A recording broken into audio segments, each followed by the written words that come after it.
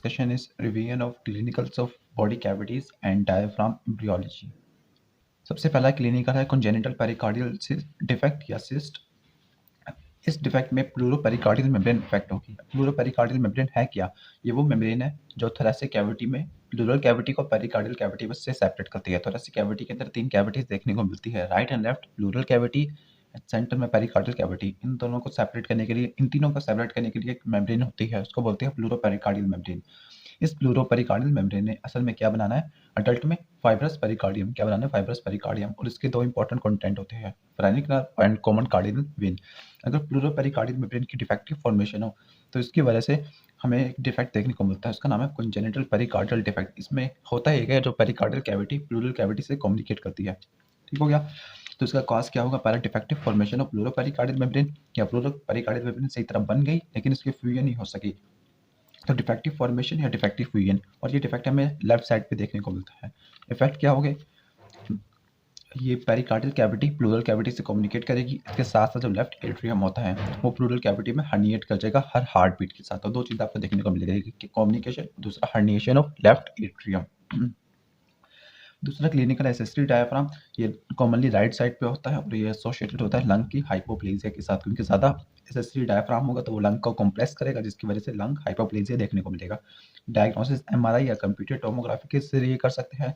Treatment क्या होगा? Surgical excision. इसके बाद है कंजेनिटल हाइटल हर्निया। एक ओपनिंग होती है जिसको बोलते हैं इसोफेगियल हाइटस, तो आपको यहाँ पर नजर आ रहा होगा इसोफेगियल हाइटस। ठीक हो गया? जिसमें से इसोफेगस पास करता है, इसोफेगल हाइटस। तो फिर इस ओपनिंग से क्या क्या स्ट्रक्चर पास करते हैं? Oesophagus, both vagal trunk, left gastric vessels. तो अगर इसोफेगस की लेंथनिंग ना हो तो फिर इसोफेगस स्टोमक को थोरैक्स में कंप्रेस कर लेगा, बल्कि थोरैक्स में खींच के लिए आएगा। तो फिर इसकी डेफिनेशन क्या होगी? Herniation of fetal stomach through the oesophageal hiatus into thoracic cavity. इसके कॉजेज क्या होंगे? या तो इसोफेगल हाइटस इतना ज़्यादा इलार्ज था कि स्टोमक हर्निएट कर गया थोरैसिक कैविटी में, या फिर ये हुआ कि जो इसोफेगस थी काफ़ी ज़्यादा शॉर्ट थी, वो लेंथनिंग ना हो सकी, जिसकी वजह से वो स्टोमक को थोरैक्स के अंदर पुल कर लेगी। चौथा क्लिनिकल है रेट्रो या पैरास्टर्नल हर्निया। रेट्रो या पैरास्टर्नल हर्निया स्पेशलाइज्ड फोरामेन से होगा या हाइटस से होगा, उसको बोलते हैं फोरामेन ऑफ मोरगैग्नी या स्टर्नोकोस्टल हाइटस।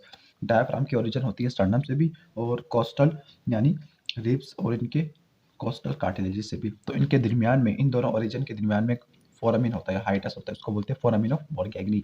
इसमें से विसरा की हर्निएशन होती है, इसको बोलते हैं हम रेट्रो या पैरास्टर्नल हर्निया। किन किन की हर्निएशन होगी? इंटेस्टाइन की हर्निएशन होती है पेरिकार्डियल कैविटी में। इसके साथ जो हार्ट है जो पेरिकार्डियल कैविटी में है वो पेरिटोनियल कैविटी में आ सकता है, स्पेसिफिकली एपिगैस्ट्रिक एरिया। यानी पेरिकार्डियल विसरा कहाँ पे आ रही है? पेरिटोनियल में। पेरिटोनियल वाले कहाँ पे आ रहे हैं? पेरिकार्डियल में। जैसे इंटेस्टाइन आ गई है पेरिकार्डियल सैक में और हार्ट आ गया है पेरिटोनियल कैविटी में। कॉजेज क्या होंगे? बॉडी वाल डिफेक्ट होगा अम्ब्लाइकल रीजन में, अभी हम पढ़ेंगे बॉडी वाल डिफेक्ट आएगा। इसके साथ ये भी हो सकता है कि जो मसल टिश्यू इनकी डेवलपमेंट फेल हो गई है, तो दो इंपॉर्टेंट कॉज आपको बता दिया है। इसके बाद है इवेंटुलेशन। इवेंटुलेशन का मतलब ये होता है कि जो डायफ्राम का एक साइड है वो डिफेक्टिव फॉर्मेशन है, डिफेक्टिव फॉर्मेशन की वजह से जो साइड जिसका मसल ही डिफेक्ट है यानी मसल सही तरह डेवलप नहीं कर सका, तो वो एक बैलून शेप स्वेलिंग बनाएगी। इस तरह बैलून शेप स्वेलिंग बनाएगी किसके अंदर? थोरैक्स के अंदर। उस बैलून लाइक स्वेलिंग को या फिर इस कंडीशन को बोलते हैं इवेंटुलेशन ऑफ डायफ्राम। जो स्वेलिंग बनेगी उसको बोलेंगे डायफ्रामेटिक पाउच। तो इवेंट्रेशन ऑफ डायफ्राम है क्या? इसमें एक हाफ ऑफ द डायफ्राम के बाद डिफेक्टिव मस्कुलेचर होगा, जिसकी वजह से वो हाफ बैलून हो जाएगा थोरैसिक कैविटी में। और किस तरह का बैलून होगा? एपोन्यूरोटिक मस्कुलर या मेम्ब्रेनस शीथ। इसकी वजह से एक बनेगा डायफ्रामेटिक पाउच। इसके कॉजेज क्या हो सकते हैं? इसके कॉजेज ये है कि जो मस्कुलर टिश्यू है उसकी फेलियर यानी मसल टिश्यू प्लूरो प्लूरोपेरिटोनियल मेम्ब्रेन में एक्सटेंड ना कर सका। डायफ्राम की जो ओरिजिन होता है, डायफ्राम चार चीज़ों से मिलकर बनता है। एक होता है सेप्टम ट्रांसवर्सम, दूसरा pleuroperitoneal membrane but mesentery of oesophagus, और इसके साथ muscular ingrowth from lateral body wall. तो अगर मस्कुलर टिश्यू ने प्लूरोपेरिटोनियल मेम्ब्रेन के ऊपर इन्वेड ना किया, ऑक्यूपाई ना किया, तब हमें डिफेक्टिव मस्कुलेचर देखने को मिल सकता है। इफेक्ट क्या होगी? एब्डोमिनल विसरा थोरैसिक थोरैक्स में आ जाएगी, ठीक हो गया। लेकिन वो इसे ट्रू डायफ्रामेटिक हर्निया नहीं कहेगी, बल्कि ये होगा कि जो डायफ्रामेटिक पाउच के नीचे विसरा जमा हो जाएगी लेकिन थोरैक्स के अंदर नहीं आ पाएगा, क्योंकि एक डिफेक्टिव मस्कुलेचर तो है लेकिन एक मेम्ब्रेन तो है ना, प्लूरोपेरिटोनियल मेम्ब्रेन, जो इनको ऊपर नहीं आने देगी लेकिन बैलून शेप स्वेलिंग बना देगी, उसको बोलेंगे डायफ्रामेटिक पाउच। तो कॉज क्या होगा? Failure of muscular tissue from the body wall to extend in pleuroperitoneal membrane. इसके साथ जो एब्डोमिनल विसरा है वो डिस्प्लेस हो जाएगी सुपीरियरली और और पॉकेटिंग ऑफ डायफ्राम बनाएगी। अब लास्ट नहीं, मोस्ट इंपॉर्टेंट क्लिनिकल, जिस अगर आप बाकी क्लिनिकल को छोड़ भी दें लेकिन इस क्लिनिकल को आप कर ले तो इंशाल्लाह एग्जाम में यही क्लिनिकल आता है, तो उसके एमसीक्यूज आते हैं। तो इसको हम सुकून से पढ़ेंगे। Ventral body wall defect. Ventral body वाल का मतलब होता है कि जो एब्डोमेन की वाल, थोरैक्स की वाल, वेंट्रल का मतलब सामने वाली है। असल में ये होता है कि जो सामने वाली बॉडी वाल को कवर करने के लिए दो लैटरल बॉडी वाल फोल्ड बनते हैं, दो लैटरल फोल्ड, एक राइट पे एक लेफ्ट पे, ये दोनों आपस में मिलते होते हैं और मिलने की वजह से ये सामने वाली दीवार को बंद करती है। लेकिन अगर लैटरल बॉडी वाल आगे मीडियली ना आए, पहले मीडियली आना होता है, मीडियली आने के बाद इन्होंने फ्यूज करना होता है, फ्यूज करने के बाद ही ये क्लोज होती है वेंट्रल बॉडी वाल। लेकिन अगर लैटरल बॉडी वाल फोल्ड या तो बने ही ना, या फिर वो आगे मूव ना करे, या फिर वो आगे फ्यूज ना करे, तो इसकी वजह से जो डिफेक्ट हमें देखने को मिलता है उसको बोलते हैं वेंट्रल बॉडी वाल डिफेक्ट। तो उसकी कॉज क्या होगी? Failure of body wall to close और इसमें लैटरल बॉडी वाल मोर अफेक्टेड होगा। अब इसके डिफरेंट शेड्स, या फिर कहने का मतलब अगर थोरैक्स में हो वेंट्रल बॉडी वाल तो हमें क्या देखने को मिलेगा, अगर एब्डोमेन में हो, पेल्विस में हो, हमें क्या क्या देखने को मिलेगा। अगर हम हार्ट की बात करें तो यहाँ पर हमें दो कंडीशन देखने को मिलती है, एक है एक्टोपिया कॉर्डिस, दूसरा कैंट्रल पेंटोलॉजी। तो एक्टोपिया कॉर्डिस में ये होगा कि जो लैटरल बॉडी वाल फोल्ड्स थे, लैटरल बॉडी वाल फोल्ड्स वो फ्यूज ना कर सके, लेकिन ये फ्यूज कहाँ पे नहीं करेंगे? थोरैक्स में। अगर वो एब्डोमेन में ना कर सके तो उसको बोलेंगे हम गैस्ट्रोशाइसिस, अगर वो पेल्विस के अंदर ना कर सके तो उसको बोलेंगे हम एक्स्ट्रोफी। अभी हम थोरैक्स की बात कर रहे हैं तो यहाँ पे दो कंडीशन आती है, एक्टोपिया कॉर्डिस थोरैक्स में नहीं हो पाएगा, जिसकी वजह से हार्ट हमें अनकवर्ड देखने को मिलेगा थोरैक्स में। ठीक हो गया? तो हार्ट हमें थोरैक्स से बाहर देखने को मिलेगा, थोरैसिक वाल से, यानी हार्ट थोरैसिक वाल से कवर नहीं होगा। दूसरा है कैंट्रल पेंटोलॉजी। कैंट्रल पेंटोलॉजी में भी lateral body wall fold fuse नहीं करते, लेकिन ये वाला जो डिफेक्ट है ये caudal end of the sternum में होता है, यानी स्टर्नम के इंफीरियर एंड से एक्सटेंड करता हुआ अपर एब्डोमेन तक जाता है, यानी ये थोरैक्स के इंफीरियर बॉर्डर या इंफीरियर थोरैक्स या अपर एब्डोमेन यहाँ तक जाता होता है। इसकी वजह से हमें तकरीबन 5 चीज़ें देखने को मिलती है जब हम इसको बोलते हैं पेंटोलॉजी। क्या बोलते हैं? पेंटोलॉजी। तो पहला चीज़ है एक्टोपिया कॉर्डिस, हार्ट थोरैक्स में अनकवर्ड है। दूसरा, हमें एंटीरियर डायफ्रामेटिक रीजन में डिफेक्ट देखने को मिलता है। ठीक है, डायफ्राम की डेवलपमेंट भी लैटरल बॉडी वाल से भी होती है, हमने कहा था मस्कुलर इनग्रोथ होती है। तीसरा, एब्सेंस ऑफ पेरिकार्डियम। ठीक है। चौथा, डिफेक्ट इन स्टर्नम, क्योंकि स्टर्नम में भी फोल्ड आ गया। पांचवा होगा एब्डोमिनल वाल डिफेक्ट, क्योंकि अपर एब्डोमेन में भी होगा, तो अपर एब्डोमेन में होगा तो एब्डोमिनल वाल डिफेक्ट, थोरैक्स में होगा तो एक्टोपिया कॉर्डिस होगा, स्टर्नम में होगी तो फिर स्टर्नम में डिफेक्ट हमें देखने को मिलेगा, पेरिकार्डियम में डिफेक्ट देखने को मिलेगा, या फिर हमें एंटीरियर डायफ्रामेटिक रीजन में देखने को मिलेगा। जो एब्डोमिनल वाल डिफेक्ट है वो भी दो टाइप के होते हैं, एक ओम्फैलोसील, दूसरा गैस्ट्रोशाइसिस। ओम्फैलोसील का मतलब होता है पैथोलॉजिकल एम्ब्लाइकल हर्निया, या एक होता है फिजियोलॉजिकल एम्ब्लाइकल हर्निया। इसको पैथोलॉजिकल नहीं बोलते बल्कि सिंपल एम्ब्लाइकल हर्निया ही बोल देते हैं।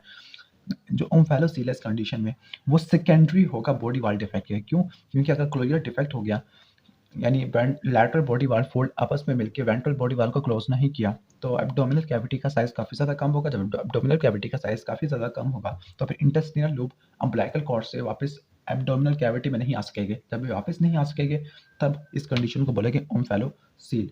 तो ये तो हो गया 5 डिफेक्ट कैंट्रल पेंटोलॉजी। अगर वेंट्रल बॉडी वाल डिफेक्ट होता है गैस्ट्रोशाइसिस वाले, सॉरी, एब्डोमेन में होता है, तो उस कंडीशन को बोलेंगे गैस्ट्रोशाइसिस। क्या बोलेंगे? गैस्ट्रोशाइसिस। और ये कह सकते हैं कि ये नॉट मिड लाइन, ये मिड लाइन में नहीं होता बल्कि right of the umbilical cord. इसको आप याद रखिएगा, right side of umbilical cord में ज़्यादा होता है। डेफिनेशन क्या होगी? वेंट्रल बॉडी वाल डिफेक्ट होगा एब्डोमिनल रीजन में, इसमें इंटेस्टिनल लूप होगा, वो कहाँ पे हर्निएट कर जाएगा? एमनियोटिक कैविटी में, एमनियोटिक कैविटी में। ठीक हो गया? इससे एसोसिएशन किया है, जो वाइट वुमेन होती है जिनकी उम्र 20 साल से कम होती है उनमें ज़्यादा होता है, white women younger than 20 years. Diagnosis ultrasound और अल्फा फीटोप्रोटीन, गैस्ट्रोशाइसिस और ओम्फैलोसील दोनों में अल्फा फीटोप्रोटीन का लेवल काफ़ी ज़्यादा होता है, तो ये हम डायग्नोसिस के तौर पर इस्तेमाल करते हैं। अब इसका कॉज क्या होगा? नहीं, इसका कॉज नहीं। आगे, डिफरेंस फ्रॉम अम्बिलिकल हर्निया। जो अम्बिलिकल हर्निया से क्या डिफरेंस होगा? अभी अम्बिलिकल हर्निया अभी हम बात करेंगे, हम फाइलोसिल की बात करेंगे, तो फिर यहाँ पे कहेगा जो बोविल होता है यानी इंटेस्टिनल लूप है वो फ्लोटिंग करेगा एमनियोटिक कैविटी में, लेकिन वो किसी एमनियो से कवर नहीं होगा। इसके साथ जो स्मॉल इंटेस्टाइन है अभी बोविल है वो डैमेज हो सकता है, क्रॉसिव इफेक्ट ऑफ एमनियोटिक फ्लूइड, क्योंकि एमनियोटिक फ्लूइड के अंदर चला गया है तो फिर डैमेज हो सकता है, या फिर वो अपने आपस में ही ट्विस्ट करना शुरू कर देगा, जैसे यहाँ पे बल खाना शुरू कर देगा। जब ट्विस्ट खाना शुरू कर देगा तो इस कंडीशन को बोलते हैं वॉल्वुलस, और वॉल्वुलस की वजह से ब्लड सप्लाई कॉम्प्रोमाइज हो जाती है। दो चीज़ें देखने को मिलेगी, एक बोवल डैमेज हो जाएगा एमनियोटिक फ्लूइड के क्रॉसिव इफेक्ट की वजह से, और दूसरा ये बोवल की ट्विस्टिंग होगी जिसकी वजह से वॉल्वुलस होगा, वॉल्वुलस की वजह से ब्लड सप्लाई कॉम्प्रोमाइज हो जाएगी। तीसरा है कॉन्जेनिटल एपिगैस्ट्रिक हर्निया। ये हमें वेंट्रल बॉडी वाल डिफेक्ट, लेकिन ये मिड लाइन में देखने को मिलता है, लेकिन जो वो वाला था गैस्ट्रोसाइटिस वाला वो हमें मिड लाइन में देखने को नहीं मिलता था, वो right side of umbilical cord, लेकिन कॉन्जेनिटल एपिगैस्ट्रिक हर्निया ये मिड लाइन में देखने को मिलता है। इसमें एब्डोमिनल वॉल की बल्जिंग होती है, एब्डोमिनल वॉल की bulging between xiphoid process and umbilicus. Umbilicus और ज़िफाइड प्रोसेस में जो एब्डोमिनल वॉल है दरमियान में, उसकी बल्जिंग होगी, लेकिन यहाँ पे बॉवेल एमनियोटिक फ्लूइड से एक्सपोज नहीं होगा। तो दो डिफरेंस होते हैं, इसको ट्रू हर्निया नहीं बोल सकते। तो ठीक हो गया। तो यहाँ पर बॉवेल एमनियोटिक फ्लूइड से एक्सपोज नहीं होगा। दूसरी बात, मिड लाइन में होगा और किस जगह पे होगा, bulging of abdominal wall between xiphoid process and umbilicus. ठीक हो गया। अब है, अगर हम बात करें ventral body wall defect in pelvis, तो फिर इसमें दो कंडीशन आती है, एक है ब्लैडर एक्स्ट्रोफी, दूसरा cloacal एक्स्ट्रोफी। Bladder एक्स्ट्रोफी relatively less severe होती है, क्लोइकल एक्स्ट्रोफी रिलेटिवली मोर सीवियर होती है। जो ब्लैडर एक्स्ट्रोफी है मेल्स के अंदर मेल्स में होती है और मेल्स में एसोसिएटेड होती है एपिस्पेडिया। एपिस्पेडिया का मतलब होता है जो पीनस की डोर्सल सरफेस है, इसके ऊपर हमें कोई डिफेक्ट या स्प्लिट देखने को मिलता है। अगर पीनस की वेंट्रल सरफेस के ऊपर कोई देखने को मिले तो उसको बोलेंगे हाइपोस्पेडिया, वो हम इसको यूरोजेनिटल सिस्टम में देखेंगे। क्लोइकल एक्स्ट्रोफी मोर सीवियर क्लोइकल डिफेक्ट होता है, इसमें ब्लैडर, ना सिर्फ ब्लैडर बल्कि रेक्टम और इनर किनाल ये भी बाहर की तरफ एक्सपोज हो जाती है, बाहर की तरफ एक्सपोज हो जाती है, तो उसको बोलते हैं एक्स्ट्रोफी ऑफ ब्लैडर एंड क्लोइका। मैं आपको डायग्राम से दिखा देता हूँ, डायग्राम बड़ी गंदी बनाई हुई है यहाँ पर। तो ये वाली जो कंडीशन है इसमें देखिएगा हार्ट थोरैक्स से बाहर पड़ा हुआ है, हार्ट लाई अनकवर्ड। इस कंडीशन में देखिएगा ये गैस्ट्रोसाइटिस में जो इंटेस्टिनल लूप है ये बाहर पड़े हुए नजर आ रहे हैं। तीसरा है ब्लैडर एक्स्ट्रोफी, इसमें आपको ब्लैडर नजर आ रहा है और आपको जो पेनस है, पेनस में एपिस्पेडिया देखने को मिल रहा है। एपिस्पेडिया का मतलब होता है separate in the dorsal surface of penis. इसके बाद ये है क्लोइकल एक्स्ट्रोफी, इसमें जो बहुत सारा जो पेल्विक रीजन है उसका फेलियर, यानी वो फेल हो गया क्लोज होने में। इसकी वजह से ब्लैडर के साथ साथ, ना ही ब्लैडर के साथ रेक्टम, क्योंकि रेक्टम पीछे पड़ा हुआ होता है, और इनर किनाल, रेक्टम और इनर किनाल, उसके साथ हमें और चीजें देखो हर्निएशन देखने को मिलता है, तो इसको बोलते हैं क्लोइकल एक्स्ट्रोफी। अब लास्ट है वो है ओम्फेलोसील।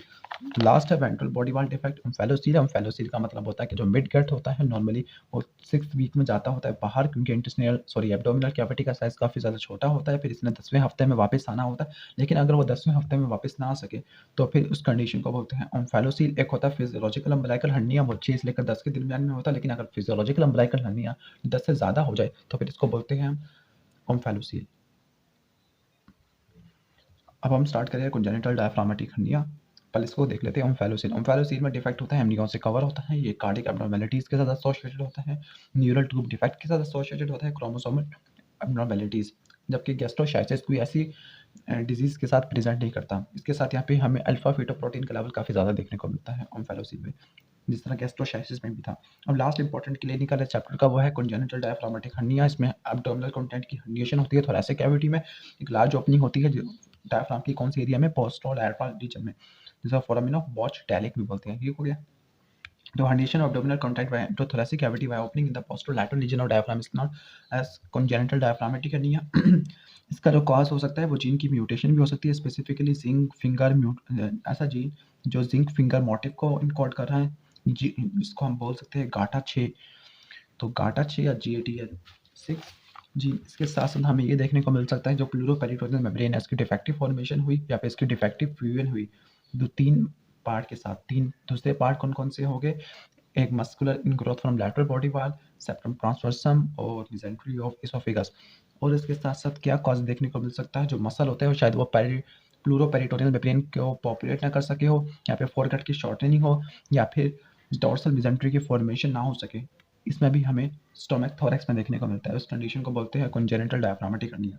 तो जीन म्यूटेशन गाटा6, प्लूरोपेरिटोनियल मेम्ब्रेन की डिफेक्टिव फॉर्मेशन, या muscle fail to populate pleuroperitoneal membrane, या फिर शॉर्टनेस ऑफ फोरगट, या फिर failure of formation of dorsal mesentery, इन सब में भी हमें स्टोमक इन थोरैक्स देखने को मिलता है।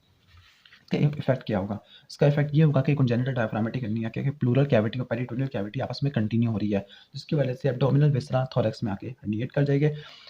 थोरैक्स में स्पेसिफिकली लंग्स में, और लंग्स की कंप्रेशन होगी, लंग्स की कंप्रेशन होगी, पॉलीहाइड्रोमियास देखने को मिलेगा। उसके साथ हमें देखने को मिलेगा ये इसके साथ क्या देखने को मिलेगा, लंग्स की डेवलपमेंट इनहिबिट हो जाएगी और इन्फ्लेमेशन ऑफ द लंग हो जाएगी, जिसकी वजह से हाइपोप्लेजिया देखने को मिलेगा और हाइपरटेंशन देखने को मिलेगी। हाइपोप्लेजिया क्यों देखने को मिलेगा, क्योंकि लंग्स के पास इतना ज़्यादा रूम नहीं है, इतना ज़्यादा एरिया नहीं है कवर करने के लिए या फिर ग्रोथ के लिए। पल्मोनरी हाइपरटेंशन इसलिए देखने को मिलेगा क्योंकि काफ़ी ज़्यादा वास्कुलर क्रॉस सेक्शनल एरिया काफ़ी कम हो गया है, रेजिस्टेंस काफ़ी ज़्यादा हो गई है, क्योंकि एब्डोमिनल विसरा लंग्स को और इनकी वेसल्स को कंप्रेस कर रही है। तो पल्मोनरी हाइपरटेंशन, हाइपोप्लेजिया और पॉलीहाइड्रोमियास। तो ये था बेसिक ओवरव्यू। ये हिस्टोलॉजी नहीं बल्कि VN of clinicals of body cavities and diaphragm. अगर वीडियो पसंद आए हो तो उसको लाइक कीजिएगा और चैनल को सब्सक्राइब कर लीजिएगा। Thanks for watching this video. अल्लाह हाफिज़।